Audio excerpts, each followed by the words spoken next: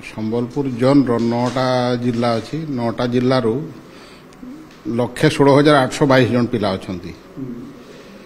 ଆଉ ସେଣ୍ଟର ହେଇଛି 766ଟା 9ଟା ଜିଲ୍ଲାର। ପରୀକ୍ଷା ପରିଚାଳନା ଯାହା ମାନେ ଖବର ଏପର୍ଯ୍ୟନ୍ତ ଜାଣିବାକୁ ମିଳିଛି ଯେ ସବୁ ଜାଗାର ଠିକ୍ ପରୀକ୍ଷା ଚାଲିଛି। ଆଉ ପ୍ରସ୍ତୁତି AI କ୍ୟାମେରା କେତେ ଜାଗାରେ ଲାଗିଛି, ଆଉ କେତେ ସେନ୍ସିଟିଭ୍ ସେଣ୍ଟରରେ ଲୋକଙ୍କୁ ଜଗିବାକୁ BO ର୍ୟାଙ୍କର ଲୋକଙ୍କୁ ଜଗିବାକୁ କୁହାଯାଇଛି।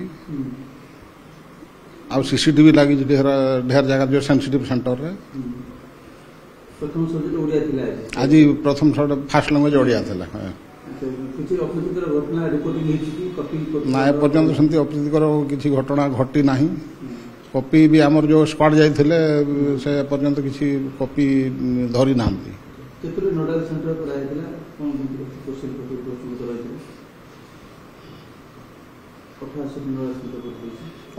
ନୋଡାଲ ସେଣ୍ଟର କରାହେଇଛି 9ଟା ଜିଲ୍ଲାରେ।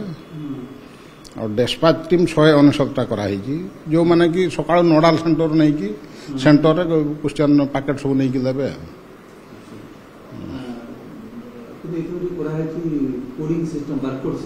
ବାରକୋଡ୍ ସିଷ୍ଟମ କରାହେଇଛି।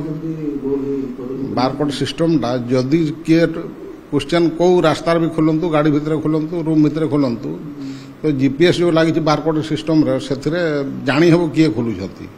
ସେ ଡ୍ରାଇଭର ଖୋଲନ୍ତୁ, ଟିଚର ଖୋଲନ୍ତୁ କି ଆଉ ସେଣ୍ଟର ସୁପରିଟେଣ୍ଡେଣ୍ଟ ଖୋଲନ୍ତୁ, ଯିଏ ବି ଖୋଲନ୍ତୁ, ରାସ୍ତାରେ ଖୋଲିଲେ ବି ଜାଣି ହେବ ଏଟା କିଏ ଖୋଲେ।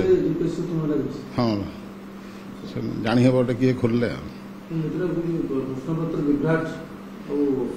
ମାନେ ଆଶା କରାଯାଉଛି ବିଭ୍ରାଟ ସେମିତି ଏଥର ହେବ ନାହିଁ ସେ ବାରକୋଡ୍ ପାଇଁ।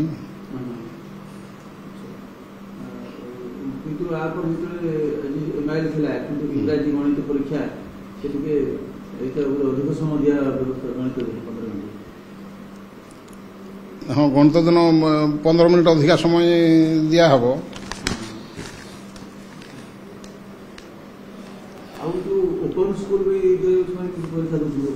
ହଁ, ଓପନ୍ ସ୍କୁଲ ଷ୍ଟେଟ୍ ଓପନ୍ ସ୍କୁଲର ପରୀକ୍ଷା ଦେଉଛନ୍ତି। ଆଉ ମଧ୍ୟମାୟୁ ପରୀକ୍ଷା ହେଉଛି। ଓପନ୍ ସ୍କୁଲର ହଁ ସେଣ୍ଟର ହେଇଛି ତ ସବୁ 6ଟା ଜିଲ୍ଲାରେ ହେଇଛି। ହଁ, ଆଜି ଠିକ୍ ଠାକ୍ ପରୀକ୍ଷା ସରିଛି। ଆଉ